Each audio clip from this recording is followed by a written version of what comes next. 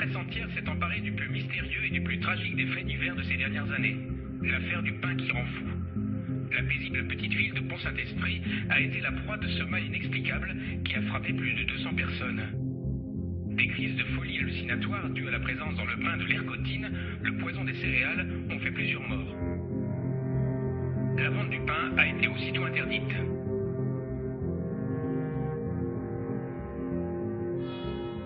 « 16 août 1951. Un vent de folie souffle sur le village de Pont-Saint-Esprit dans le Gard. Des dizaines d'habitants sont pris de crises de démence. La presse décrit des hommes terrorisés par des serpents qui leur fourmillent dans l'estomac. Un médecin évoquera la soirée du 25 août où des dizaines d'habitants sont pris de convulsions, comme la nuit de l'Apocalypse. Les témoignages des victimes sont terrifiants.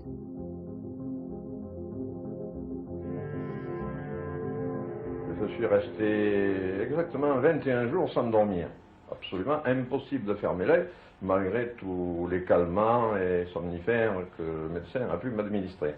Alors il est évident, quand on reste 21 nuits sans dormir, l'esprit travaille. Et ma jeune fille avait des crises terribles d'hallucination, se dressant sur son lit, voyant le sang qui tombait du plafond de partout, voyant des tigres qui bondissaient dessus, des lions, des ours qui venaient la dévorer. Et alors à ce moment-là, criant évidemment, poussant des cris terribles, des cheveux qui lui sortaient de la bouche. Elle avait toujours l'impression qu'elle avait sa bouche pleine de cheveux. Elle s'arrachait comme ça, n'est-ce pas, pour éliminer ses cheveux, qu'elle n'y arrivait pas.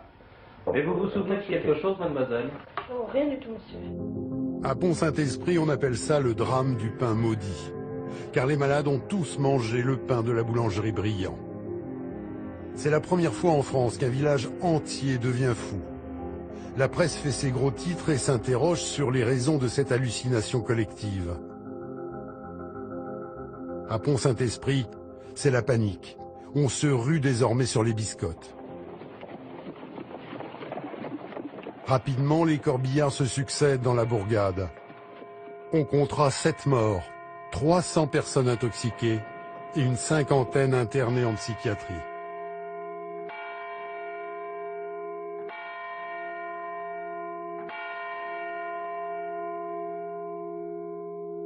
« 300 personnes intoxiquées. Ah oui, oui, oui. Oh là là là là. Ça me rappelle un triste souvenir, triste. Il y a des gens qui étaient un peu, oui, ils étaient plus dans leur assiette, hein, ils savaient plutôt où ils habitaient. Hein. Des gens qui sautaient de leurs fenêtres, là, enfin, bon, bref. Oui. Je crois bien que c'était le pauvre Puche qui avait dit ça. Bien sûr, il en est mort, hein. Il s'était mis sur le bord de la fenêtre, dit « Regardez les gars, je suis une libellule ». Oui, je crois qu'il a dit libellule, il n'a pas dit hirondelle. « Je suis une libellule, je vole ». Ils étaient vraiment fous. Ils voyaient que du feu. Ils voyaient que du feu, que du feu. Il y en a qui se battaient, qui s'envoyaient des gifles. Voilà, ça je me souviens que c'était vrai. Hein. Ils se débattaient tant qu'ils pouvaient. Ils criaient. Oh non, c'est une horreur. C'est une horreur. Alors qu'on enterre les premiers défunts, les enquêteurs pensent aussitôt à un retour du mal des Ardents, une maladie qui a causé des dizaines de milliers de morts au Moyen-Âge. Elle est due à l'ergot de seigle, un champignon parasite qui s'attaque aux céréales. On accuse le boulanger d'empoisonnement, puis le meunier. Arrêtés et incarcérés, ils sont relâchés au bout de quelques mois. Ils disent que les enquêteurs leur ont extorqué des aveux sous la contrainte et surtout, les expertises les innocentent. On pense alors à une intoxication due à l'eau, au mercure, aux engrais ou à une usine à gaz toute proche. Mais les expertises démontent une à une les hypothèses. Dès lors, à Pont-Saint-Esprit, bruissent les théories les plus folles. C'était la guerre froide à l'époque. Les coups bas, il devait y en avoir. Hein. Entre l'Amérique et la Russie, je pense que l'URSS. Non, la sorcellerie, moi je pense pas. Non, non, non. Le coup du sac de farine posé sur un sac d'engrais. Ça aurait très bien pu être arrivé, ça. Il y avait un commis là. Et c'était quelqu'un qui n'était pas trop... Il avait fait tampon et de partout un peu de... Moi, qui le connaissais bien, j'ai toujours pensé que ça pouvait être que de lui. Le produit a été mis chez le boulanger. Je dis non, c'est pas le boulanger qui l'a mis. Chez le boulanger, il faut que quelqu'un l'ait mis. Ah, il faudrait savoir qui. Donc c'est pas lui, c'est quelqu'un d'autre. Quelque chose qui ne va pas. Ça, c'est pas clair. Pas du tout. Rien n'est clair. Et pendant des décennies, les raisons du drame resteront inexpliquées. Mais contre toute attente, 60 ans plus tard, une nouvelle théorie voit le jour. Elle ne vient pas de France, mais des États-Unis. Un chercheur américain, Hank Calbarelli, spécialiste des services secrets, enquête sur la mort suspecte d'un biochimiste de la CIA, Frank Olson. Spécialiste des armes chimiques, cet homme multiplie les expériences sur les drogues dures, comme le LSD. Il s'est d'ailleurs rendu en France quelques mois avant le drame de Pont-Saint-Esprit. Par la suite, il ne cessera de sombrer dans la dépression, répétant à sa femme qu'il avait commis une terrible erreur. Hank Calbarelli fait alors le lien avec le drame de Pont-Saint-Esprit. Et s'il s'agissait de la pulvérisation de LSD sur le pain par la CIA et l'armée américaine? Je n'ai aucun doute sur le fait que Pont-Saint-Esprit ait été une opération secrète de l'armée américaine.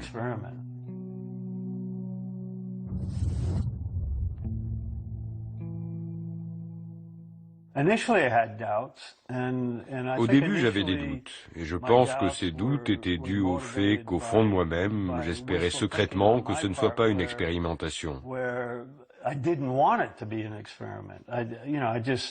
C'était dur d'imaginer que mon propre gouvernement puisse en arriver là. Mais dans le même temps, j'enquêtais sur plusieurs pistes dans le cadre de mon livre et je me rendais compte, peu à peu, de ce que le gouvernement et l'armée américaine étaient capables de faire. Ma naïveté commençait à s'estomper sérieusement.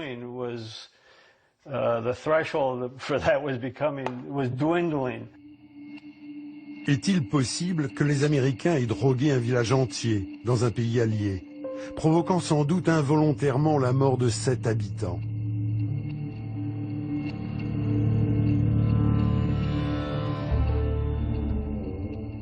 Improbable, et pourtant.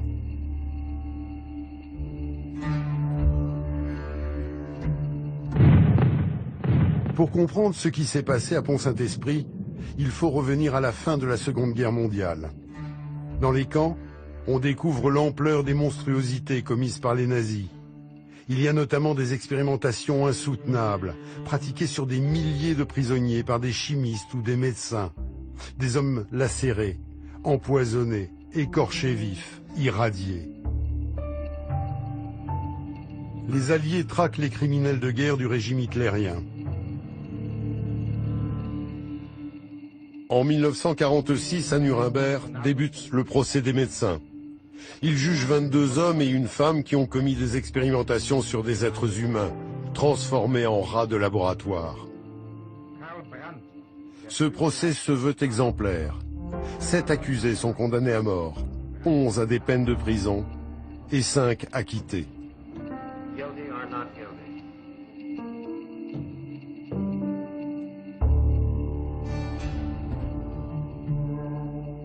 Les Américains rédigent pour l'occasion le Code de Nuremberg, un modèle du genre qui impose des règles strictes aux expérimentations sur les humains.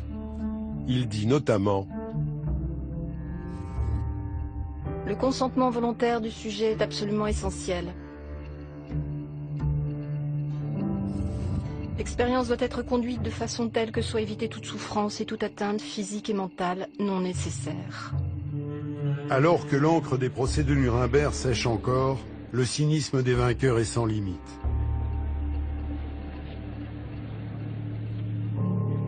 Les services secrets américains montent l'opération Paperclip. Près de 1500 scientifiques allemands et parmi eux des criminels de guerre sont exfiltrés vers l'Amérique. On leur offre une nouvelle vie en échange de leur savoir et leur collaboration. C'était un jeu de dupes, de propagande, dans lequel les Américains se sont lancés. C'était presque un procès pour la forme.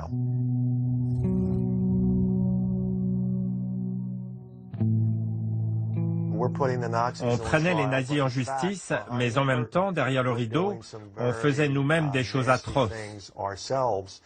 On prenait des gens dans les prisons, des miséreux, des gens qu'on appelait alors des demeurés ou qu'on enfermait dans les hôpitaux, par exemple. Et si vous vous trouviez dans l'une de ces fameuses institutions, que vous étiez pauvre ou une femme seule ou que vous aviez une forme de déficience mentale, il y avait pas mal de chances pour que vous soyez embrigadé dans une forme ou une autre de protocole médical, que ce soit pour le compte du gouvernement ou pas, et où on faisait ce qu'on voulait de vous. Épaulés par les scientifiques allemands, les Américains se lancent dans une folle poursuite, celle de l'arme absolue. Et au nom de la guerre froide, tout est permis. D'un côté, il y a l'armée. Pour elle, la priorité est de gagner la course à l'arme nucléaire.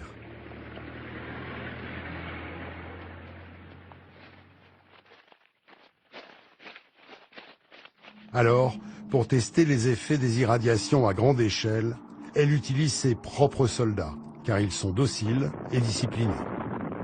De 1946 jusqu'à 1962, entre 250 000 et 500 000 d'entre eux seront irradiés sur l'atoll de Bikini ou dans le désert du Nevada.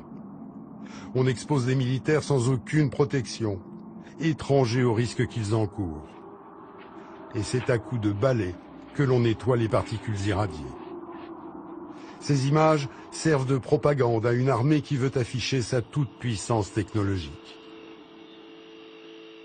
How about radiation? You think there's much danger from radiation? Well, radiation is the least of the worries that the men are thinking about. I think most people thought that radiation was the greatest danger, didn't they? Where did they learn different? We were, prior to our instructions here, we received a very thorough briefing before we even came in this close to contact with it. De l'autre côté, il y a la CIA. Celle-ci est surtout intéressée par la manipulation mentale. Son objectif, créer un sérum de vérité infaillible, effacer la mémoire, robotiser des humains et les programmer pour tuer.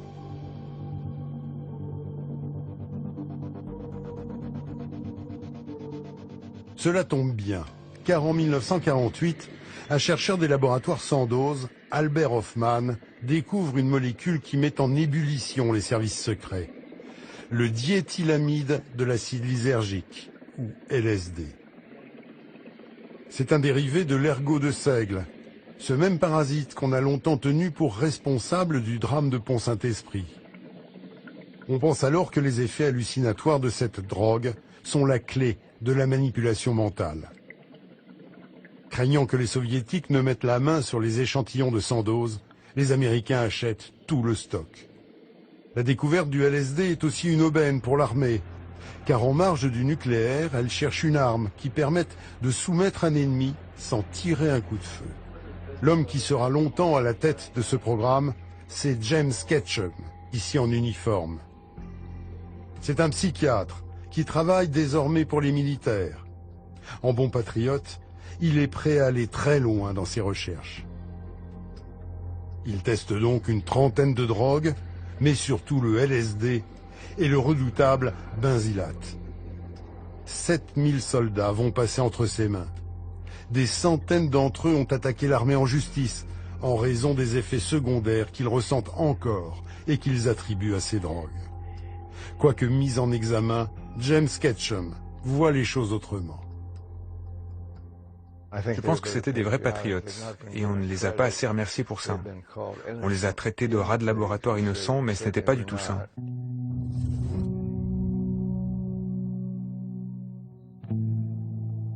Ils savaient ce qu'on allait faire, et on les prévenait autant qu'on pouvait. Il ne fallait pas qu'on dévoile le nom des drogues, car certaines étaient faites de façon artificielle.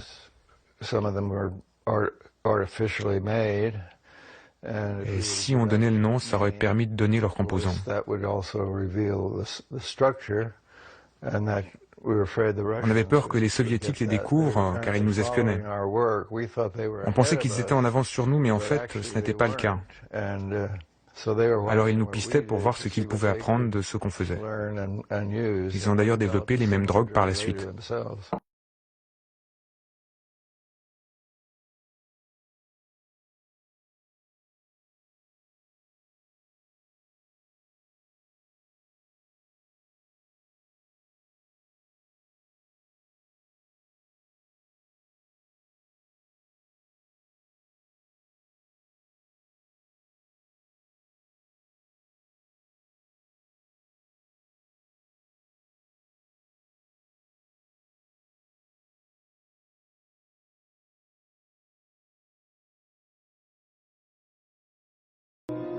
James Ketchum n'aime pas ce type de vidéo, car il estime qu'elle prête à confusion. Il veut convaincre que les produits étaient plus festifs que dangereux, et préfère des images comme celle de ce soldat sous LSD.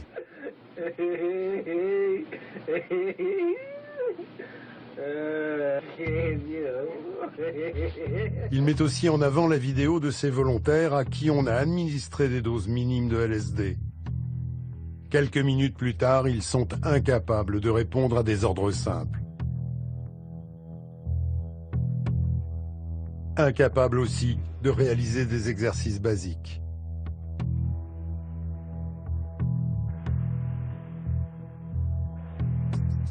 En parallèle de l'armée, la CIA développe aussi ses propres programmes. Nom de code, Bluebird, Artichoke, puis plus tard MK-Ultra.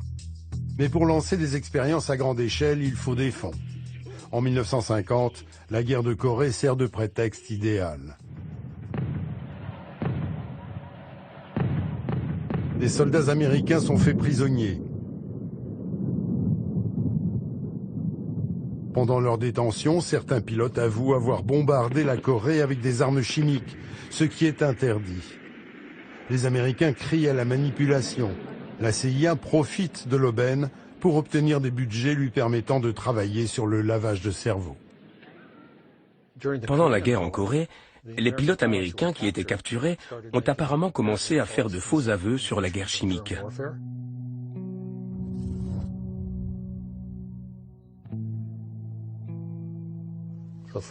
La première question c'est, était-ce vraiment de faux aveux?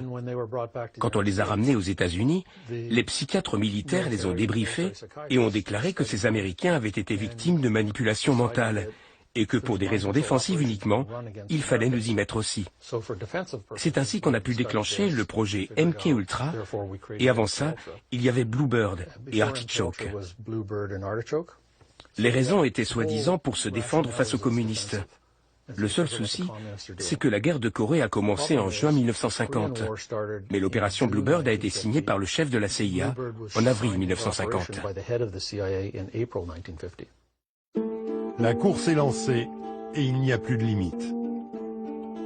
On inocule des drogues dévastatrices aux animaux, mais ce sont surtout les humains qui intéressent les scientifiques. Dans le camp d'Edgewood, où James Ketchum a travaillé, les soldats sont de plus en plus sollicités.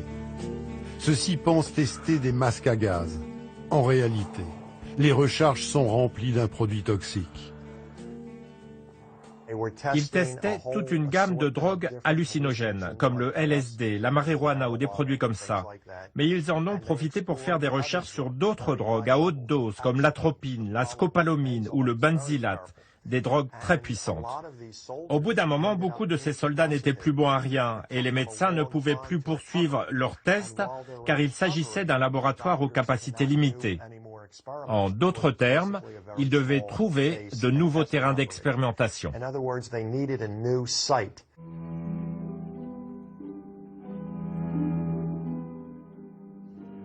C'est dans ce contexte de guerre froide et de coups bas barbouzards que le 16 août 1951 survient la tragédie de Pont-Saint-Esprit.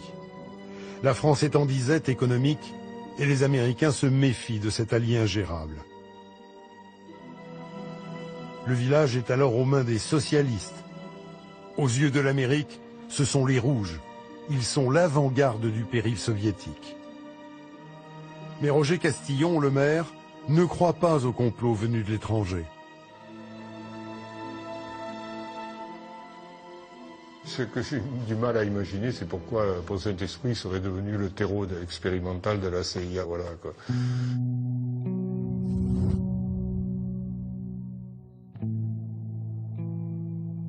Quelqu'un qui fait quelque chose, il le fait pour une raison, quoi. Donc c'est ça que je ne perçois pas bien. Donc je vois pas bien pourquoi la CIA serait derrière cet événement-là. Mais les experts américains comme Colin Ross sont beaucoup plus terre-à-terre. Il est évident que cette substance ne tombait pas du ciel. Ce n'était pas dû à une catastrophe naturelle. C'était quelque chose d'organisé, placé volontairement, de contrôlé. Donc, que ce soit du LSD ou quelque chose d'autre, ça ne change rien sur le fond.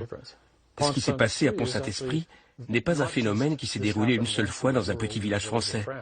C'est dans la lignée d'autres expérimentations qui ont eu lieu sur des citoyens des États-Unis et pour lesquels il existe des documents incontestables. Pour arriver à leur fin, les Américains auraient-ils été prêts à prendre une ville entière pour laboratoire? Après tout, il s'agit de civils et non de soldats disciplinés. En septembre 1950, près d'un an avant Pont-Saint-Esprit, c'est pourtant ce qu'ils ont fait, et sur leur propre territoire. Au large de San Francisco, la marine américaine réalise des manœuvres militaires. Un navire s'approche de la rive et bombarde la ville d'une bactérie qui provoque des infections nosocomiales, la Serratia marcescens. Les militaires testent les effets d'une pulvérisation par la voie des airs. Cette carte, classée secret défense, montre l'ampleur de la zone ciblée. Au moins 11 personnes sont hospitalisées. L'une meurt de pneumonie.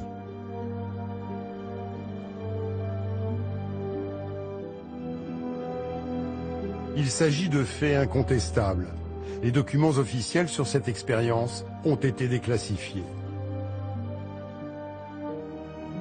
Mais à Pont-Saint-Esprit, la population reste sceptique.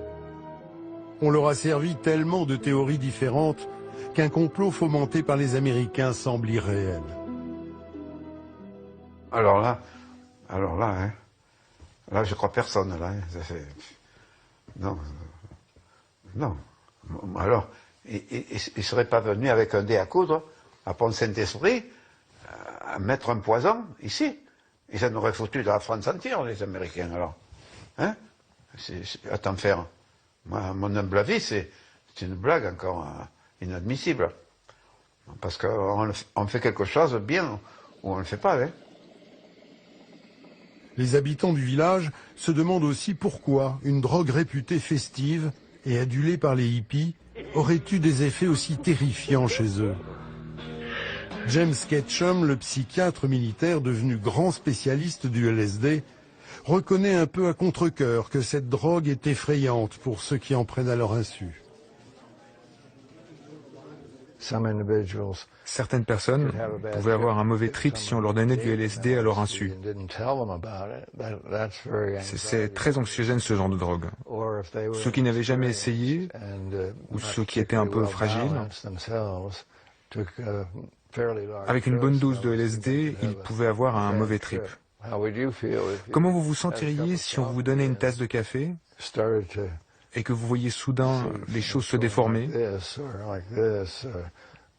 le plafond se remplir de couleurs, ou si vous sortiez subitement de votre corps et de vous voir de là-haut? Ce sont des choses qui arrivent avec le LSD. Mais ces effets peuvent-ils aussi se prolonger dans le temps? À Pont-Saint-Esprit, les anciens se souviennent de la nuit de l'Apocalypse, où des dizaines de forcenés ont dû être internés en raison de visions terrifiantes. Cette fameuse nuit a eu lieu près de 2 semaines après l'ingestion du pain maudit. Mais là aussi, James Ketchum admet que c'est possible. Certaines personnes avaient des effets bien plus tard. Ils se retrouvaient dans le même état qu'au moment où ils avaient pris le LSD et ressentaient un flux de sensations similaires. et des poussées d'anxiété.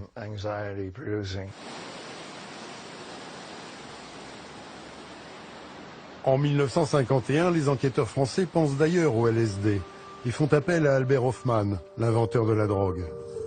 Sur place, celui-ci déclare aux enquêteurs qu'il ne doute pas que les hallucinations sont dues au LSD. Mais de retour en Suisse, Hofmann bredouille qu'il s'est trompé. Les Français veulent alors des explications, mais des documents des autorités sanitaires datant de 1951 montrent que l'expert devient subitement injoignable. Nous ne pouvons que regretter que l'éminent professeur n'ait pas eu l'occasion de rentrer en relation avec nous. Je pense que si les scientifiques de Sandoz affirment soudain que ce n'est plus du LSD, c'est juste pour dissimuler qu'on peut être sûr à 100% que ce LSD provenait de chez eux. Sandoz était alors les seuls à en avoir. C'est de l'intox tout ça. Après des mois d'enquête, les Français sont tellement désorientés par l'accumulation de pistes qui ne mènent nulle part que l'affaire de Pont-Saint-Esprit se noie peu à peu dans son propre mystère.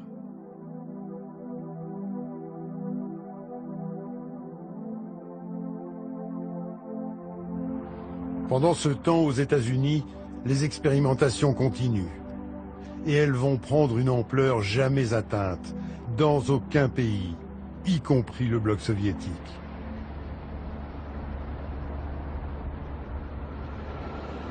Des populations entières font les frais de tests à grande échelle. En voici quelques exemples. Ici aussi, il s'agit de cas indiscutables, reconnus par l'Amérique.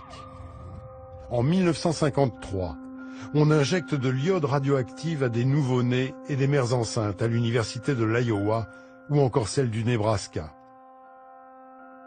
En 1955, la CIA pulvérise la bactérie de la coqueluche au large de Tampa. 12 morts, des dizaines de malades.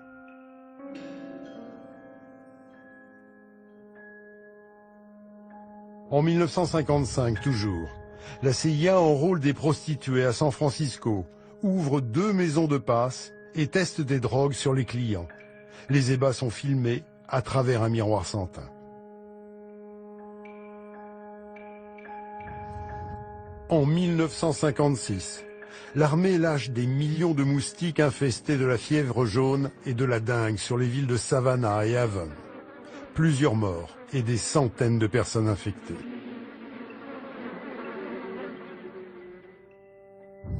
En 1960, à Cincinnati, l'armée finance un programme d'irradiation sur 90 indigents ou malades au sein de l'hôpital universitaire de la ville. Certains décèdent au bout de quelques semaines. En 1966, l'armée teste un virus dans le métro de New York, puis celui de Chicago. Les bactéries sont dissimulées dans des ampoules électriques. On veut étudier la propagation d'agents chimiques en grandeur nature. Pour ces expériences, l'armée ou la CIA finance des laboratoires dans les universités les plus prestigieuses, Yale, Stanford, Harvard ou Columbia. Elles y sont toutes. Glorifiées par l'idée de travailler pour la défense de la nation, les chercheurs deviennent fous. Le docteur Kleitman, à Philadelphie, a augmenté 468 fois les doses, à tel point que cela a effrayé les biochimistes qui ne comprenaient pas qu'un docteur aussi respectable puisse faire ça. À Washington, Walter Freeman, un spécialiste de la lobotomie très réputé, voyageait à travers le pays et faisait des lobotomies jusque dans sa camionnette. Il utilisait un pic à glace et en faisait jusqu'à 15 à 20 par jour.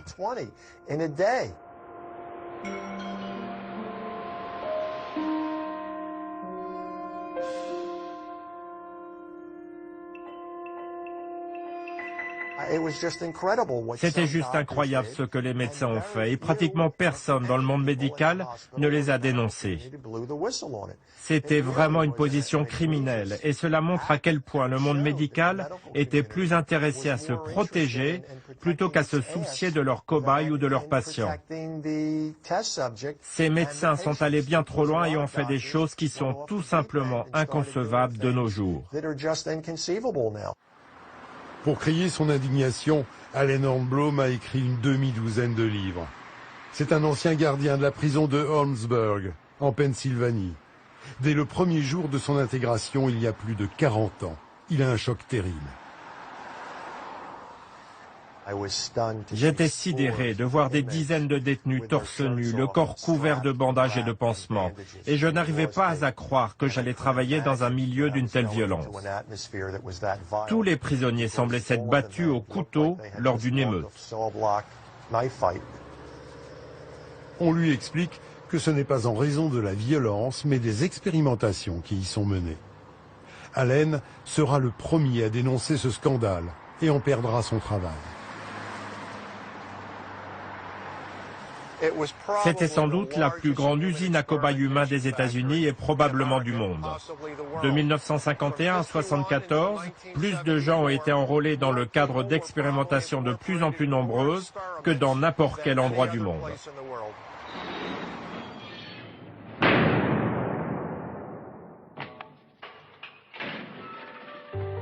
Drogue, virus, cellules cancéreuses, plutonium, gaz sarin. Les produits les plus toxiques sont testés à Holmesburg, mais aussi dans des dizaines de prisons à travers le pays.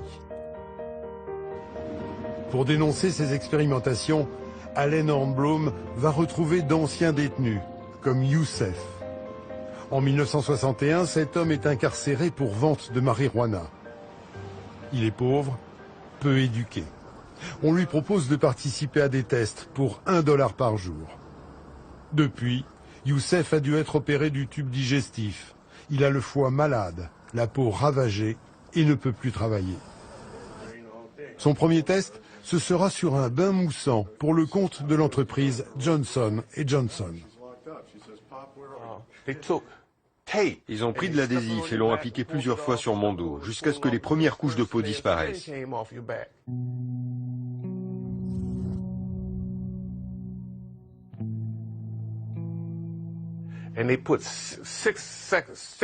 Ils l'ont fait ainsi sur mon dos à 6 endroits différents. Puis ils ont pris une bouteille de bain moussant de la marque Johnson & Johnson.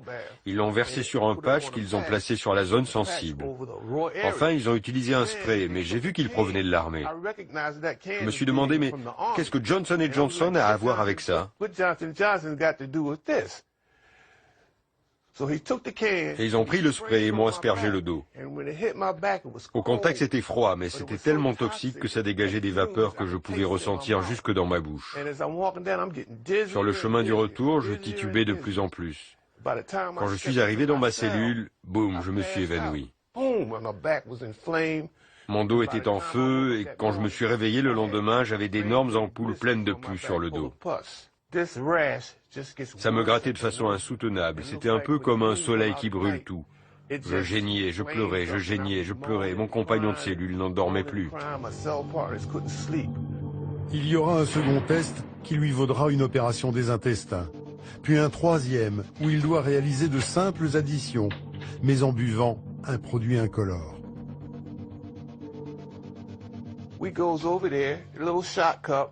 Nous voici donc avec notre petit verre qui ressemblait à de l'eau, et on devait le boire. Toute la pièce s'est mise à bouger, j'avais comme un haut-parleur dans la tête. Les murs étaient devenus comme de l'eau, vous voyez le genre? Et je suis resté un long moment prostré, plutôt que de continuer le test. Je suis entré dans ma cellule dans cet état, et je vous jure, j'étais en loque. C'était une drogue à effet retard qu'ils avaient mis dans ce verre, et les effets ont duré pendant des semaines. Les détenus m'ont surnommé l'incontrôlable. Je ne parlais plus à personne, j'avais peur de tout le monde, et tout le monde semblait avoir peur de moi.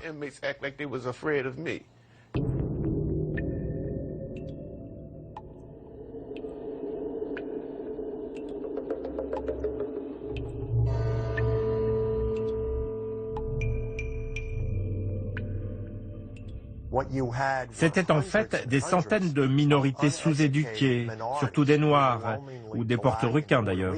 Et au milieu de tout ça, vous aviez des docteurs blancs en blouse blanche avec leur titre de professeur devant leur nom. C'était la porte ouverte à tous les abus, pour ne pas dire à un désastre. Et ces murs de prison étaient le lieu idéal pour les expérimentations les plus folles. Parce qu'ils gardaient non seulement les détenus à l'intérieur, mais ils gardaient aussi le public à l'extérieur pour que personne ne sache rien. On utilise des détenus, mais aussi des malades. Dans certains hôpitaux, on oriente des patients dans des services financés par la CIA. Celle-ci fait des expériences sur la manipulation mentale. Elles sont sans limite. En 1965, Karen Wetmore a seulement 13 ans lorsqu'elle est admise à l'hôpital du Vermont. Elle y fera plusieurs séjours jusqu'à sa majorité. Elle souffre de dépression sévère après avoir subi des actes de pédophilie de la part d'un voisin. Internée contre son gré, on la coupe de tout contact avec sa famille, en expliquant que c'est pour son bien.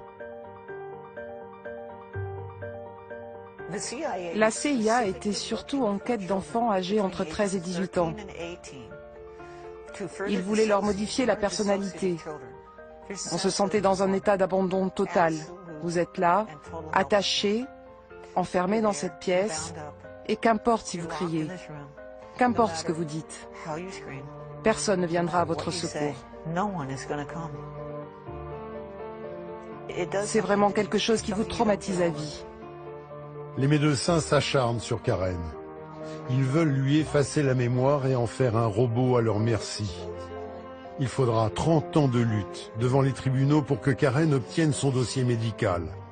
Elle y découvre la violence des traitements qu'elle a subis.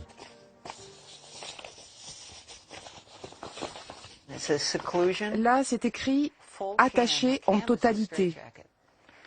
Ça veut dire la camisole de force. Et attaché, donc, ils ont attaché mes bras et mes pieds.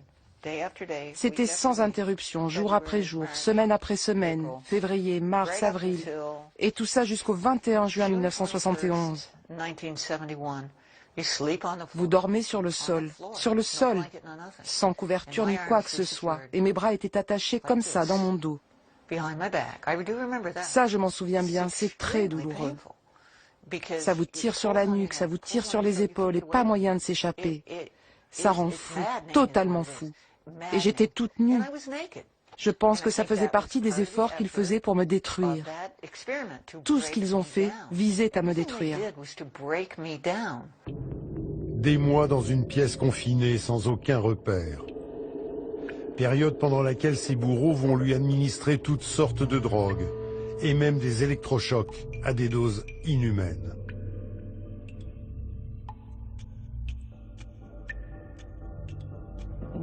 Nombre d'électrochocs et le nombre de secondes pendant lesquelles ils les ont maintenus. Nombre de chocs, 30, 30, 35, 35, 35, et ils l'ont fait à chaque fois pendant 40 secondes. Normalement, les électrochocs, c'est pas plus d'une seconde, et sûrement pas au nombre de 30 ou 35. Un seul, oui, mais jamais autant. Ils cherchaient certainement à effacer ma mémoire. Et c'est exactement ce qu'ils ont fait. Ils écrivent aussi pendant cette session « pas d'arrêt cardiaque, nouvel électrochoc ». Donc je pense qu'ils m'en ont remis une dose parce qu'ils n'ont pas réussi à provoquer l'arrêt cardiaque. Ils l'ont donc recommencé peut-être plus d'une fois. C'est impardonnable. Et je suis sûre que je ne suis pas la seule à qui ils ont fait ça. J'en suis certaine. J'ai survécu pour pouvoir témoigner de tout ça. Combien sont-ils à avoir subi de telles expérimentations? À Montréal, au Canada, la CIA va se servir d'un psychiatre de renommée mondiale pour monter une véritable usine à cobayes au sein de l'Allen Memorial, le département psychiatrique de l'université McGill. Ce psychiatre s'appelle Ewan Cameron. Il sera l'un des tout-puissants présidents de l'Association mondiale de psychiatrie. En 1945, Ewan Cameron fait l'expertise psychiatrique de Rudolf Hess, l'un des nazis accusés au procès de Nuremberg. En 1957, la CIA le recrute pour son programme MK-Ultra. Les Américains veulent parfaire leur technique d'interrogatoire et programmer un humain à tuer. Ewan Cameron devient une sorte de chien fou de la psychiatrie.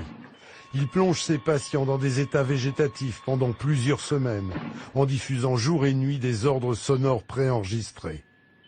Certains en deviendront incontinents, amnésiques, oubliant même qui étaient leurs parents ou l'usage de la parole.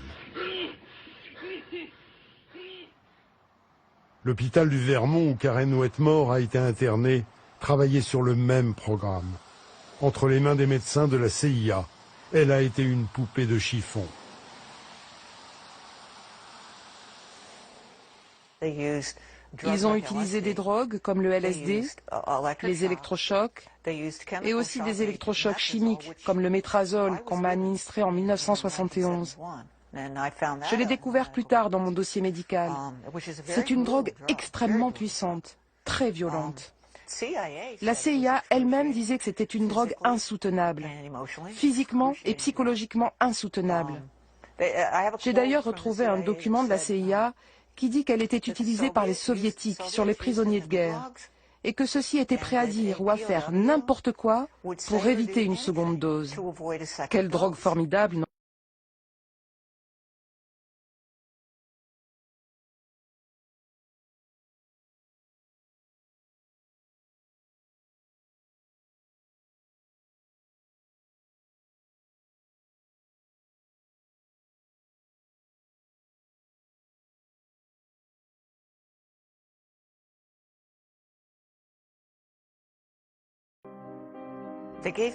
Ils m'ont donné 1800 mg, ce qui est apparemment une dose énorme. Et cette nuit-là, je me suis plainte d'entendre des voix d'hommes dans ma tête qui me tourmentaient et m'obsédaient. Et j'ai tenté de m'immoler par le feu. L'imagination des savants est sans limite. Sur ces images, un taureau charge la cape qui s'agite devant lui. Quelques instants plus tard, on lui implante un émetteur dans le cerveau. Puis on le lance à nouveau dans l'arène.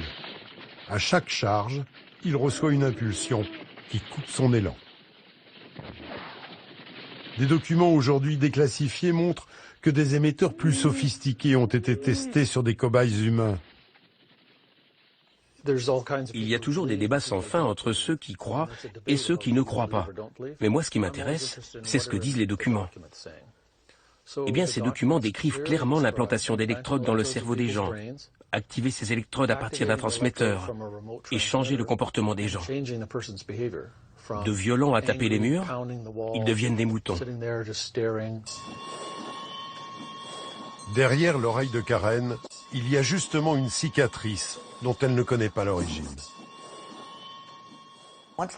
Quand ma thérapeute a compris que la CIA s'était servie de moi comme cobaye, elle m'a dit « Laisse-moi regarder, juste pour voir. » C'est parce qu'on avait entendu parler de ces implants. On avait lu des choses sur ça, il y avait des documents. Et je lui dis « Pourquoi pas ?» Et c'était bien là où je vous ai montré. Je suis allée chez un chirurgien spécialisé qui m'a dit que c'était une cicatrice faite lors d'une chirurgie. Il n'y a pourtant rien dans mon dossier médical qui parle de problème ou de quoi que ce soit dans mon oreille droite. On ne parle ni d'incision ni d'opération effectuée à cet endroit. Et pourtant c'est bien là. Pour ce qu'elle a subi, Karen a été indemnisée par le gouvernement américain. Mais tout comme les rares victimes qui ont osé élever la voix, pendant longtemps, elle a été prise pour folle.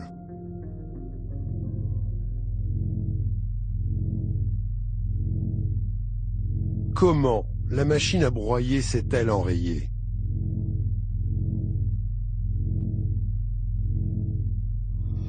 En 1973, alors que le Watergate secoue toutes les institutions, Richard Helms, le directeur de la CIA, sent le vent tourner. Il travaille en loup solitaire et n'a pas informé la présidence de ses expérimentations. Il sait qu'il a dépassé les limites. Pour se protéger, il ordonne la destruction de tous les documents relatifs au projet MKUltra et l'arrêt du programme. 2 ans plus tard, en 1975, le président Gerald Ford commande une enquête sur la CIA. La commission Rockefeller prête serment. Sa tâche n'est pas simple, car au sein de la CIA, même les proches lieutenants de Richard Helms ne savent rien sur les programmes de lavage de cerveau. Il y a beaucoup de choses débiles dans les institutions qui cultivent le secret.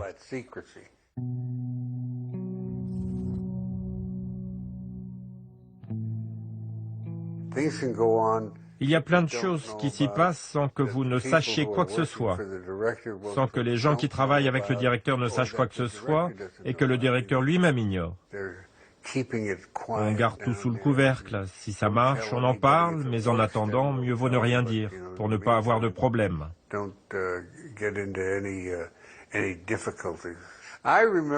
Je me souviens qu'une fois, il voulait mettre un microphone dans le derrière d'un chaton et placer une antenne derrière son oreille. Et il devait leur lâcher, par exemple, dans le cas d'espions qui discutent dans un jardin, et qu'ils se rapprochent d'eux pour écouter ce qu'ils disaient.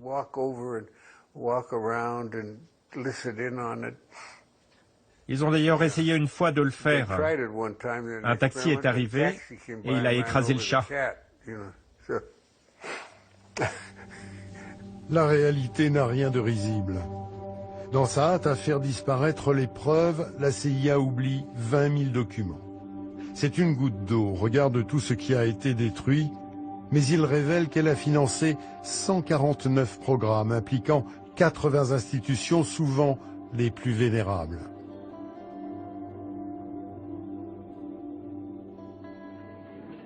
Appelés à se justifier, les responsables de la CIA, comme le docteur Lashbrook, mentent et minorent les faits. On avait entendu dire, ou on estimait que de grandes choses pouvaient être réalisées grâce à l'hypnose. Dans l'un de nos projets, on avait un hypnotiste qui faisait des expériences pour tenter de voir quelles étaient les limites de l'hypnose. Était-il possible sous hypnose de faire réaliser des choses à quelqu'un qui ne voudrait pas les faire? Le patron de la CIA, Richard Helms, a beau minimiser l'ampleur des expérimentations, les témoignages des victimes le contredisent. Les commissions d'enquête se succèdent et recueillent la parole de témoins de plus en plus nombreux, comme cette femme, Chris de Nicolas. Son père l'a mise entre les mains d'un médecin de la CIA réputé, le docteur Green, alors qu'elle avait 12 ans.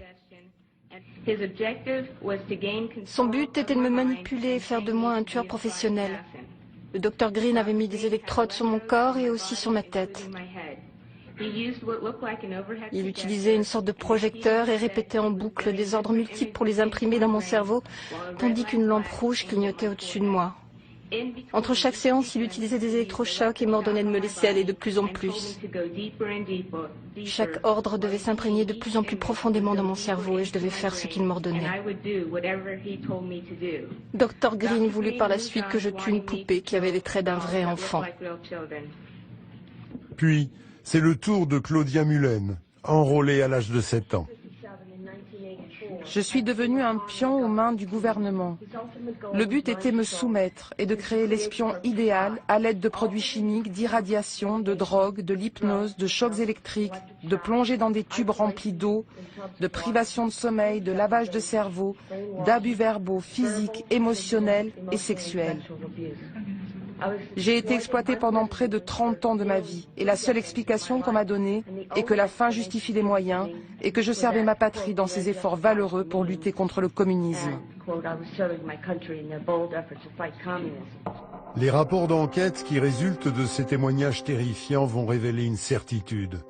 Les expériences ont viré au désastre.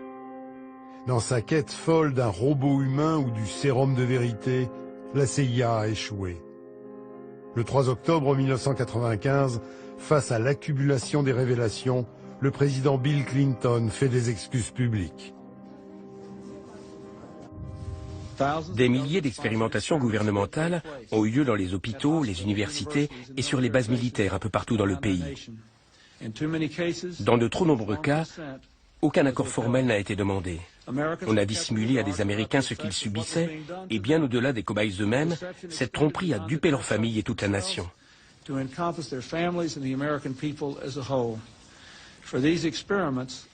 Ces expérimentations sont restées secrètes, et elles ont été dissimulées non pour des raisons de sécurité, mais par crainte du scandale.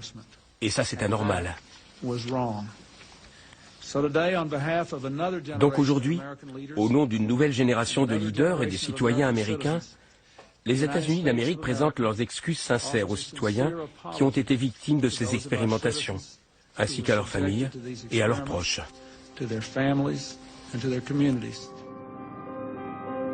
Dès lors, un grand nombre d'archives secrètes va tomber dans le domaine public.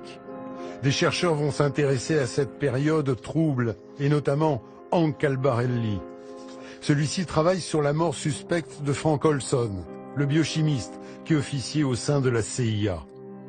Dès 1951, l'année du drame de Pont-Saint-Esprit, Frank Olson met en doute l'éthique des expérimentations qu'il réalise et en devient dépressif. En novembre 1953, la CIA met à son insu du LSD dans son verre. 9 jours plus tard, il se défenestre du 13e étage d'un hôtel de New York. Meurtre ou suicide, on ne saura jamais. Lors de son enquête, Hank Albarelli tombe sur ce document surprenant. Il provient de la Maison Blanche et relie étrangement le nom de Frank Olson à Pont-Saint-Esprit. Pourquoi donc, en pleine guerre de Corée, la Maison Blanche s'intéresse-t-elle à ce petit village français? Mieux encore, Hank tombe aussi sur une étude réalisée par la CIA sur le LSD. Le document lui-même était une étude de travail qui traitait spécifiquement du LSD. Il ne parlait absolument pas de l'ergot. Il y avait une sorte de chapitre qui parlait du drame de Pont-Saint-Esprit, et les 2 premiers paragraphes de ce texte décrivaient essentiellement ce qu'on savait déjà tous sur les événements qui se sont déroulés dans le village.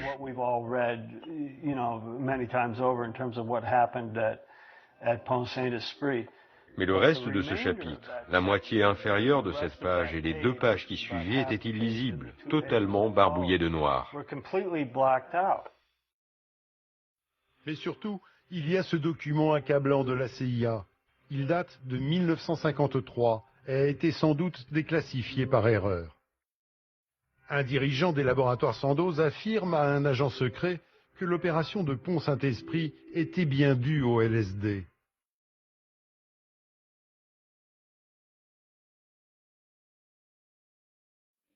Les laboratoires Sandoz, c'est là où travaille Albert Hofmann, l'homme qui a découvert le LSD. Celui-là même qui avait rendu la drogue responsable de la tragédie de Pont-Saint-Esprit, avant de se rétracter. Quand j'ai vu ce document qui détaillait le rendez-vous entre la CIA et un cadre haut placé de Sandoz, un type important qui n'était pas Hofmann mais que je n'ai toujours pas réussi à identifier, c'est devenu plus qu'évident pour moi que Sandoz avait pris part à cette expérimentation.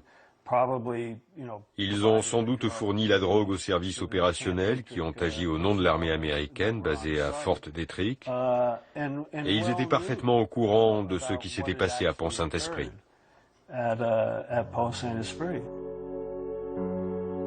Ce même document précise qu'en 1952, l'interlocuteur de la CIA avait déjà expliqué que le drame du pain maudit avait été provoqué par du LSD.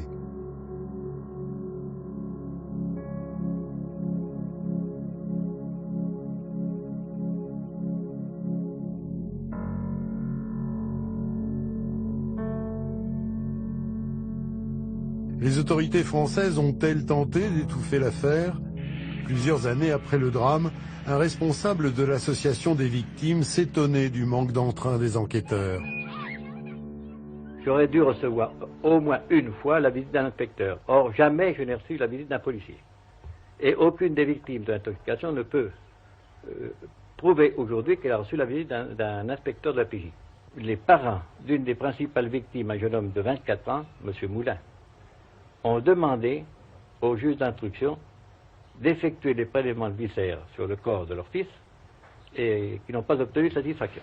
Pourquoi? Le juge d'instruction leur a répondu les prélèvements de viscères ont déjà été effectués sur le corps de M. Muson, la première victime. Nous savons maintenant à quoi nous en tenir. Ce qui était faux, puisque nous ne savons pas 10 ans après à quoi nous en tenir aujourd'hui. Les Français auraient-ils quelque chose à cacher? Nous avons interrogé d'anciens membres des services secrets, enquêté aux archives nationales et départementales, dans celles de la gendarmerie ou de la justice. Les dossiers sont peu fournis, et bon nombre des pièces importantes, comme les comptes rendus des principaux procès, ont disparu. Si l'Amérique a dévoilé à contre-cœur une partie de ses secrets dans sa participation à l'empoisonnement du village, Les incertitudes sur l'implication des autorités françaises risquent donc de persister encore quelques années. Il faut 75 ans avant que les documents les plus sensibles soient rendus publics. Enfoui dans les ruelles et les vieilles pierres, le drame de Pont-Saint-Esprit n'a pas encore révélé tous ses secrets.